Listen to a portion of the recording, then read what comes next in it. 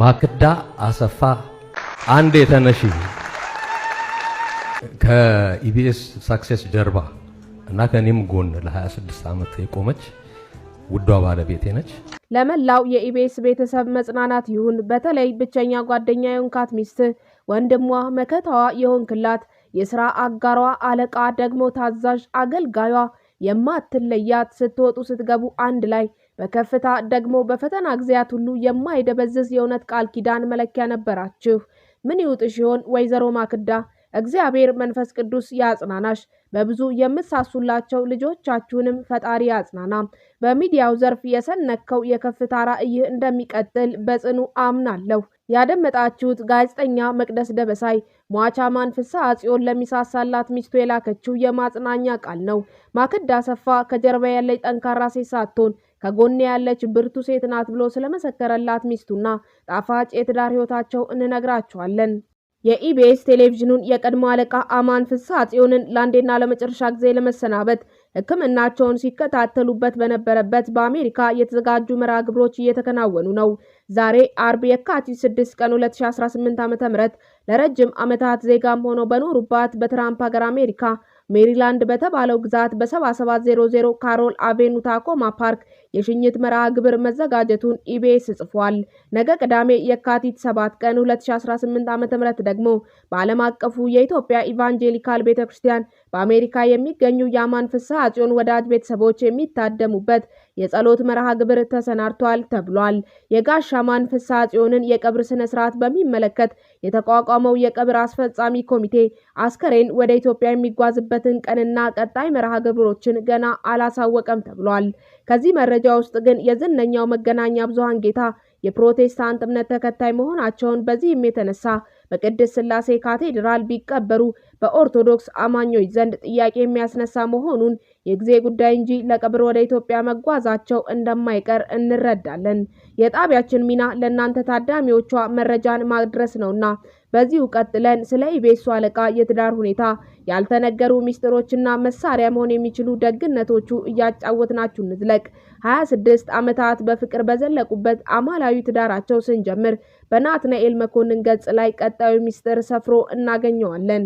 አቶ አማንና ወይዘሮ ማክዳ አሰፋ የ26 ዓመታት የትዳር አጋሮች፣ የ3 ልጆች ወላጆችና የሥራ ባልደረባ ከመሆን ባለፈ ለሚመለከታቸው ሁሉ የሚያስቀኑ የልብ ጓደኛሞች ጭምር እንደነበሩ ሁሉም ይመሰክራል። የሁለቱ ትዳር ለብዙዎች ተምሳሌት መሆን የቻለ በፈተናዎች ውስጥ አልፎ ከሩብ ምዕት ዓመት በላይ እንደተፋቀሩና እንደተከባበሩ መዝለቅ እንደሚቻል ለሚያውቃቸው ሁሉ ምልክት ሆኖ እንደ ሰንደቅ የተውለበለበ የተባረከ ትዳር ነበር። ወይዘሮ ማክዳ ላለፉት ዓመታት አቶ አማን ለሕክምና በሄደባቸው ሀገራት ሁሉ ከጎኑ ሳትለይ እየተንከባከበችና እያስታመመች ጎን ለጎን ደግሞ የመሰረታቸውን ድርጅቶች በአግባቡ እያስተዳደረችና የልጆችና ቤተሰባዊ ኃላፊነቷን በአግባቡ እየተወጣች አቶ አማን ወደ ፈጣሪው እስከሚሰበሰብበት ቀን ድረስ በፍቅርና በጽናት የባለቤቷን ልብ ማሳረፍ የቻለች ድንቅ አጋር ሆና ዘልቃለች። እንዲህ አይነቱን እስከ መቃብር ድረስ የሚጸና የፍቅር አጋርነት ለማግኘት ብዙዎች አልታደሉም። በአቶ አማን ህልፈት ሁሉም ሰው መሪር ሐዘን ቢሰማውም የ26 ዓመት ታማኝ የትዳር አጋሩንና የሚወዱት ልጆቹን ያህል የሚጎዳ ሰው አይኖርምና ለመላ ቤተሰቡ ልባዊ መጽናናትን እመኛለሁ። አቶ አማን የጀመረው ራዕይም በተተኪ ልጆቹና በክብርት ባለቤቱ እንዲሁም በትጉ የሥራ አጋሮቹ እንደሚቀጥል ጽኑ እምነት አለኝ። እግዚአብሔር ያዘኑትን ሁሉ ያጽናና። የናትናኤል መኮንንን እግዚአብሔር ያዘኑትን ሁሉ ያጽናና የሚል ቅን ምኞት አሜን ብለን የሁለቱን ጥንዶች ነገር ከአሜን ባሻገር ስንመለከተው የኢቢኤሱ አለቃ አማን ፍስሐ ጽዮን የልጆች እናት ማክዳ አሰፋ የተቋሙ የጀርባ አጥንት ሆነው እናገኛቸዋለን። አንድ በኢቢኤስ ቴሌቪዥን ዜና ክፍል ውስጥ የሰራና ከጋሽ አማን ጋር አማን በአማን የሆነ ግንኙነት ውስጥ የነበረ ጋዜጠኛ ለጣቢያችን ዘጋቢ ሲናገር ኢቢኤስ ማለት ውስጡ ማክዳ አሰፋ ናቸው ብሏል። ይህ አገላለጽ ሀቅ ከሆነ ሟቹ በሚያሳዝን ሁኔታ ከዚህ ዓለም ድካም ቢያርፉም የሚሊዮኖች የአይን ምግብ የሆነው ጣቢያ ሳይናወጥ በጥንካሬ እንደሚዘልቅ ያሳያል። በአንድ በኩል ኢትዮጵያውያን ይብላኝ ለሟች ማለታቸው እንዲህ ላለ ነገር ይመስላል። በሌላ አንጻር ደግሞ ከኢትዮጵያ ታላቅ ልሂቃን በኩል የሚጻፉ ነገሮች አማን ፍስሐ ጽዮን ለዚች ሰው ለማይበረክትላት ሀገር ቢቆዩላት ከኢቢኤስ ባሻገር ይበጇት ነበር ያሰኛል። የዚህ መብሰክሰክ መነሻ የሆኑ ምስክርነቶች አንዱ የተወዳጁ ምሁር በድሉ ዋቅጅራ ነው። በድሉ ዋቅጅራ አማን ፍስሐ ጽዮንን አስመልክተው ሲጽፉ እንዲህ ይላሉ። ከአቶ አማን ጋር የባህር ዳር ዩኒቨርሲቲ የስራ አመራር ቦርድ አባል ሆነን ለ4 ዓመታት አብረን ሰርተናል። ለስራ ያለው ፍላጎትና ነገሮችን በአዲስ አይን ወይንም መንገድ የመመርመር ችሎታው ዘወትር ያስደንቀኛል። ዩኒቨርሲቲውን ለመምራት ከተጣለበት ኃላፊነት በተጨማሪ የባህር ዳር ዩኒቨርሲቲን የስራ ሂደት ለማስተዋወቅ ተከታታይ ፕሮግራሞችን በኢቢኤስ ቴሌቪዥን ላይ ሰርቷል። ከዚህም በተጨማሪ በኢቢኤስ ስም ለተማሪዎች ዓመታዊ ነጻ ትምህርት እድል ቃል ገብቶ ዝርዝር ፕሮጀክቱ እየተሰራ ነበር። አብረን ለረጅም ጊዜ በመስራታችን የተነሳ ለወዳጅነት በቅተን ነበር። ለስራ ያለውን ፍቅርና ለመኖር ያለውን ፍላጎት ሳስብ ሞቱን መቀበል ያስቸግረኛል። ወዳጄ አማን ፈጣሪ ነፍስን በገነት ያኑራት። በድሉ ዋቅጅራ በሚወደደው አጻጻፋቸው ጋሽ አማን ፍስሐ ጽዮን ለመኖር ፍላጎት እንደነበራቸው ሲገልጹ ሐዘን የሚያከብድ ነገር አለው፣ መኖርን እየወደዱ መሞት። ጣቢያችን የኢቢኤስ ቴሌቪዥን ራስ የነበሩትን ታላቃችንን አማን ፍስሐ ጽዮንን መዘከሯን ቀጥላለች። አሁን በተወዳጅ ሚዲያ ተጽፎ ወዳገኘነው ጣፋጭ ዝክር ልንዘልቅ ነው። የኢትዮጵያን ታላላቅ ሰዎች ታሪክ በመሰነድ አዲስ ፈር እያስያዘ ያለውን ተወዳጅ ሚዲያንና በልጅነታችን እያደነቅነው ያሳደገንን የተቋሙን ባለቤት እዝራ እጅጉን አመስግነን ወደ ጥልቁ የአማን ፍስሐ ጽዮን ዝክር እንውሰዳችሁ። ተወዳጅ ሚዲያ ይቀጥላል። አማን ወንድሞቹን ከጎኑ አሰልፎ ኢቢኤስ የተባለ የመዝናኛ ቴሌቪዥን ይዤ እየመጣው ነው ሲለን ሁላችንም ተነቃቅተን በጉጉት የጠበቅነው ያለ ምክንያት አልነበረም። አማን ፍስሐ ጽዮን ወንድሞቹን ይዞ የመዝናኛ ቴሌቪዥን መስርቶ የኢትዮጵያ ባህልና ወግን ለዓለም እንዲታወቅ ወገቡን ታጥቆ መሮጥ የጀመረው ከ16 ዓመታት በፊት በሚኖርበት አገር አሜሪካ በፔንሲልቫኒያ ክፍለ ግዛት ውስጥ የናይጄሪያና ጋና ዜግነት ካላቸው ጓደኞቹ ጋር የፕሮዳክሽን ኩባንያ መስርተው መስራት ከጀመሩ በኋላ ነበር። ኋላም እነዚያ የሥራ ባልደረቦቹ በየሀገሮቻቸው የመዝናኛ ቴሌቪዥን አቋቁመው ሲለዩት እርሱም ወደ ትውልድ ሀገሩ ማሰብ ጀመረ።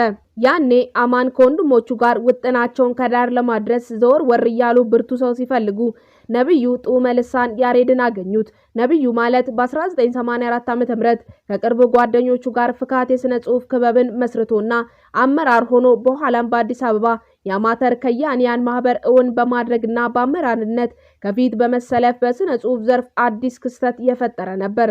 ከዚያም ነብዩ በ1986 ዓ.ም መጨረሻ ሬዲዮ ፋናን ተቀላቅሎ በስርቅርቅ ድምጹ በሚያቀርባቸው ፕሮግራሞቹ ብዙዎችን ማማለል ችሎ ነበር። ብዙም ሳይቆይ ወደ ሀገር አሜሪካ ያቀናው ነብዩ 10 ዓመታትን በአሜሪካ ቢያሳልፍም የሚዲያ ፍቅሩ ገና አልበረደለትምና ከአማንና ወንድሞቹ ጋር ሲገናኝ በሀሳብ ደረጃ ወዲያው ሰምና ወርቅ ሆነው ኢቢኤስን መሰረቱ። የኢቢኤስ አነሳስ ባጭሩ ይሄ ነው። ከዚያማ ቀጠሉ። የመዝናኛ ቴሌቪዥንን ለማቋቋም አንድ ሰው ብቻውን ቢሮጥ የትም እንደማይደርስ በዘርፉ የተደረጉ ጥናቶች ያመላክታሉ። የቴሌቪዥን አባት የሚባለው አሜሪካዊው ኢንጂነር ጆን ሎጎ ቤርድ ተንቀሳቃሽ ምስሎችን ከድምጽ ጋር በማዋሃድ መዝናኛነቱን ለዓለም ሲያበስር ለውጤት የበቃበት ዋናው ምክንያት ብዙ መሰል ጓደኞቹን ከጎኑ አብሮ በማሰለፉ እንደሆነ ደጋግሞ ተናግሯል። አቶ አማን ፍስሐ ጽዮን በ1964 ዓ.ም መወለዱን የህይወት ታሪኩ ያሳያል። የአማን አባት አቶ ፍስሐ ጽዮን ገብረ ህይወት ሲባሉ እናቱ ደግሞ ወይዘሮ ህይወት ተኪኤ ይባላሉ።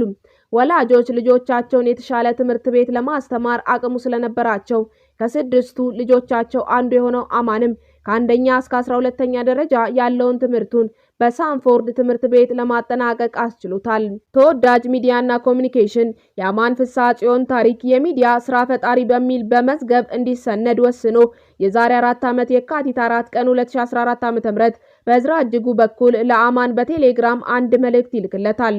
ሆኖም ቆይ ትንሽ ልስራ ምን ሰራሁና ቆይ ሌላ ቀን በሚሉ ተመሳሳይ ምላሾቹ አማን ተፈላጊውን ምላሽ ሳይሰጥ ይቆያል።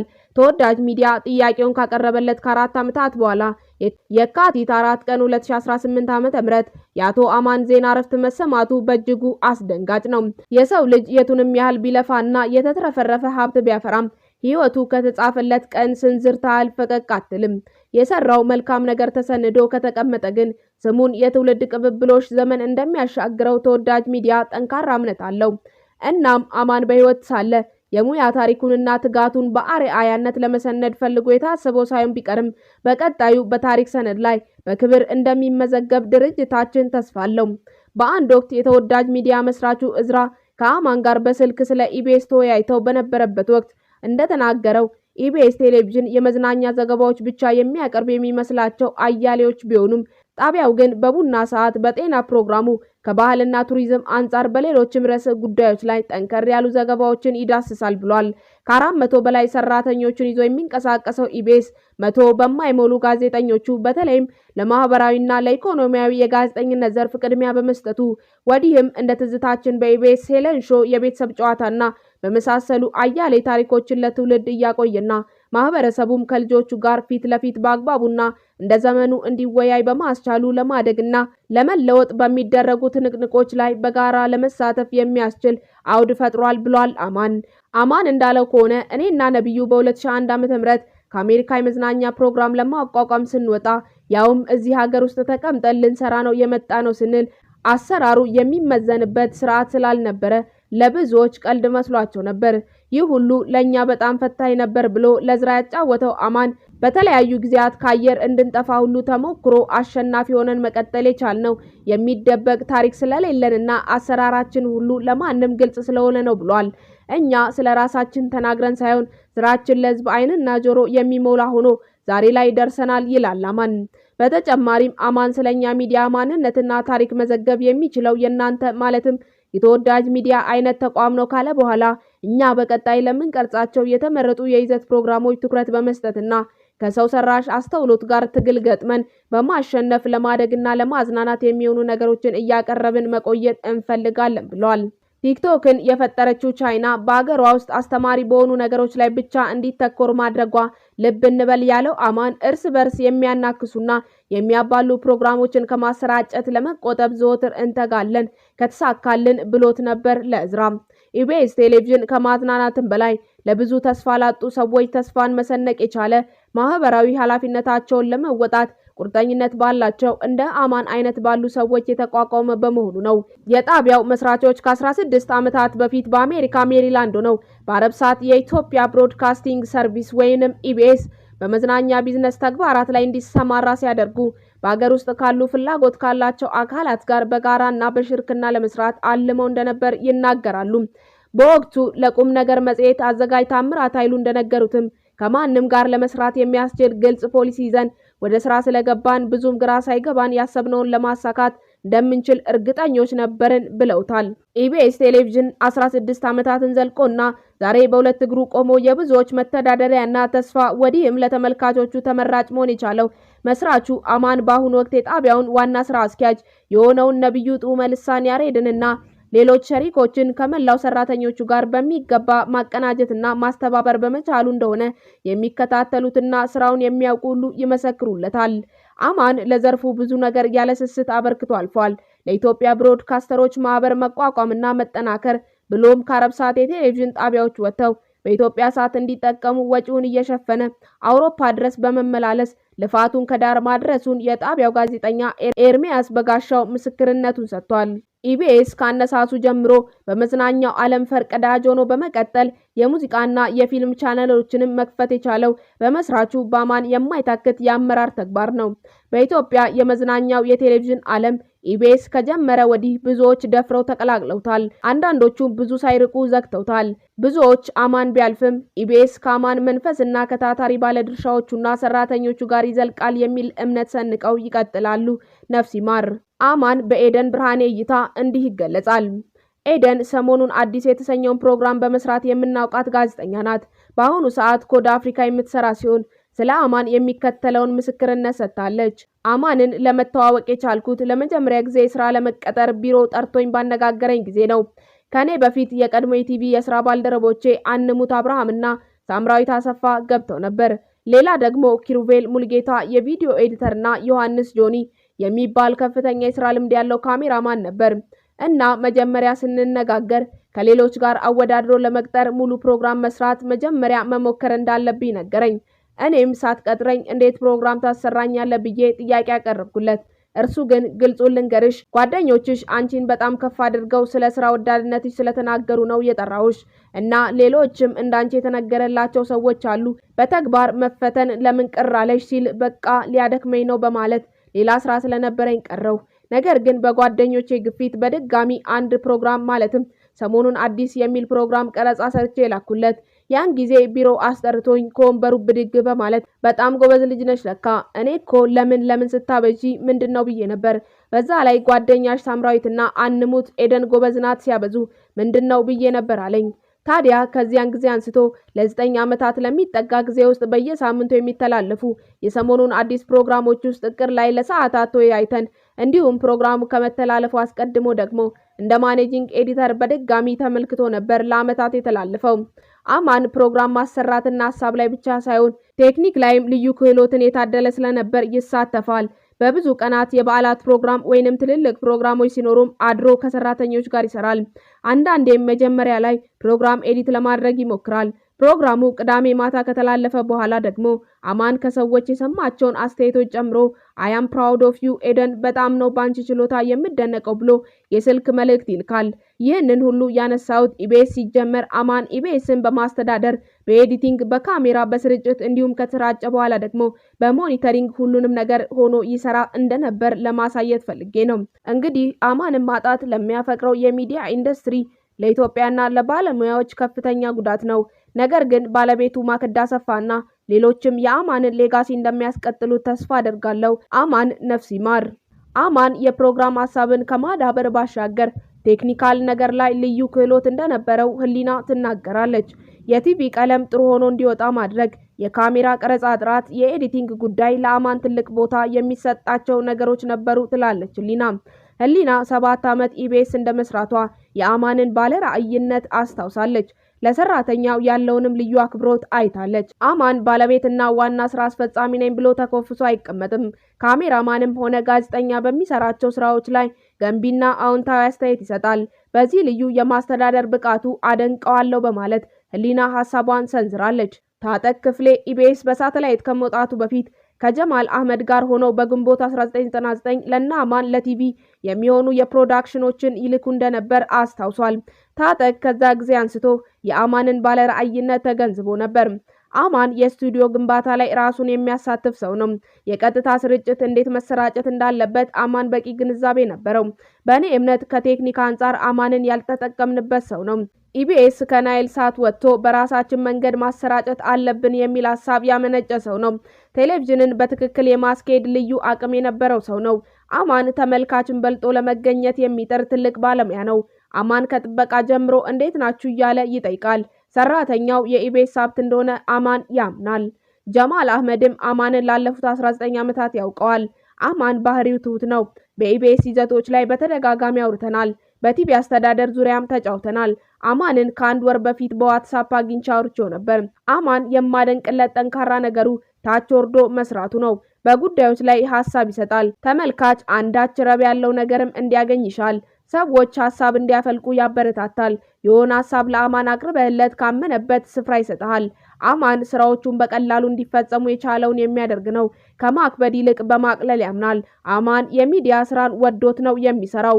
ብዙ ሰዎች ለምን ሬዲዮ አትጀምርም ብለውታል። እርሱ ግን አንድ ነገር ላይ አተኩሮ በመስራት ያምናል። ትኩረት በመስጠቱም ኢቢኤስ አሁን ካለበት ደረጃ ለመድረስ ችሏል በማለት ጀማል አህመድ ምስክርነቱን ሰጥቷል። ለመላው የኢቢኤስ ቤተሰብና ለወዳጅ ዘመዶች ሁሉ መጽናናትን እየተመኘን እኛ ለዛሬ እዚህ ጋር አበቃን። በቀብሩ ጉዳይና በሌሎች ጉዳዮች እንመለሳለን። ላይክ፣ ሼር፣ ሰብስክራይብ እያደረጋችሁ አብራችሁን ቆዩ።